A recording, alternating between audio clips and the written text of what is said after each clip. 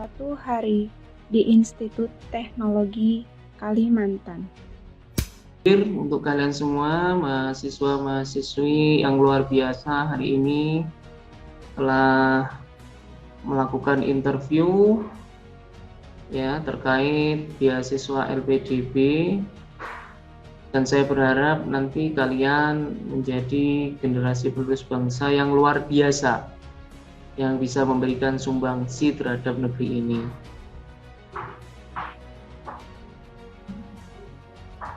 Ini gimana mahasiswa ini? 14 orang, yang 2 mundur, laki-laki tinggal 12 orang, cewek semua. Ini semua tak ada yang berkerudung, tanpa ada penutup kepala, ya ala-ala manusia gurun. Ya saya akan tulis status saya lah di Facebook saja untuk kegiatan hari ini.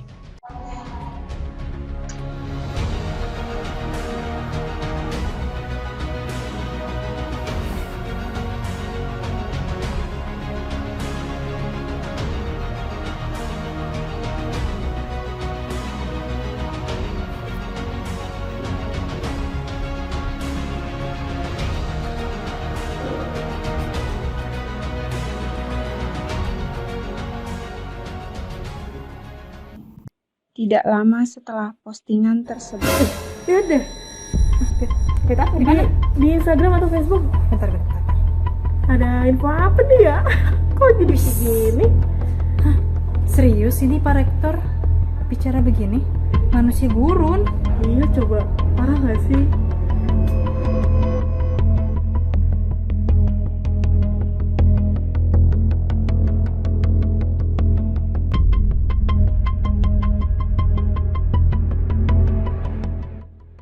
Irfan Noviandana turut menanggapi situasi ini dengan menulis surat terbuka kepada Menteri Keuangan Sri Mulyani dan Dirut LPDP Andin Hadianto.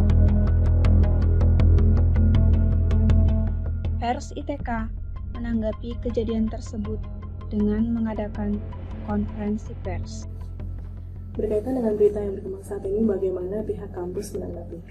Baik, terkait dengan pemberitaan mengenai tulisan dari Profesor Budi Santosa Purwakartiko ya oleh salah satu media online yang kemudian tersebar ke berbagai kanal media online lainnya dan mendapat tanggapan dari netizen. Dengan ini kami informasikan bahwa tulisan dari Profesor Budi Santosa Purwakartiko tersebut merupakan tulisan pribadi dan tidak ada hubungannya dengan jabatan beliau sebagai rektor di Institut Teknologi Kalimantan. Hal yang sama dilakukan oleh Rektor ITK dengan memberikan klarifikasi. Di sini saya mau mengklarifikasi terkait opini saya secara pribadi, bukan sebagai rektor ITK, terkait isu ataupun permasalahan diskriminasi kepada mahasiswi dan mahasiswa penerima LPDB tahun ini. Tapi yang perlu digarisbawahi, saya di sini secara pribadi bukan rektor ITK yang menulis statement di media sosial saya secara pribadi. Sehingga apa yang saya lakukan itu bukan dan tidak ada maksud untuk mendiskreditkan siapapun. Kejadian ini mengundang Kemdikbudristek bersama LPDP untuk angkat bicara. Tim Dikti sudah berkoordinasi dengan tim LPDP. Kita sudah menindaklanjuti kasus ini. Sebenarnya kita sangat menyayangkan ya kalau ada oknum dosen sampai membuat ujaran yang bernuansa sara, apalagi di media sosial ya. Apalagi beliau ini sebagai reviewer, terikat dengan kode etik reviewer seperti itu. Kalau betul ini tulisan beliau, maka telah melanggar kode etik, sudah melanggar norma sebagai akademisi dan sebagai reviewer LPDP. Sebagai reviewer akan dilakukan evaluasi kalau ada kasus yang seperti ini. Kritikan keras dilontarkan oleh Ketua Komisi 6 DPR RI Yandri Susanto. Kami meminta rektor ini dipecat karena tidak menunjukkan seorang akademisi, tapi cenderung seperti provokator dan sara. Ya. Ini keterlaluan ya, seorang rektor ya berkomentar begini. Otaknya itu benar-benar tidak cerdas.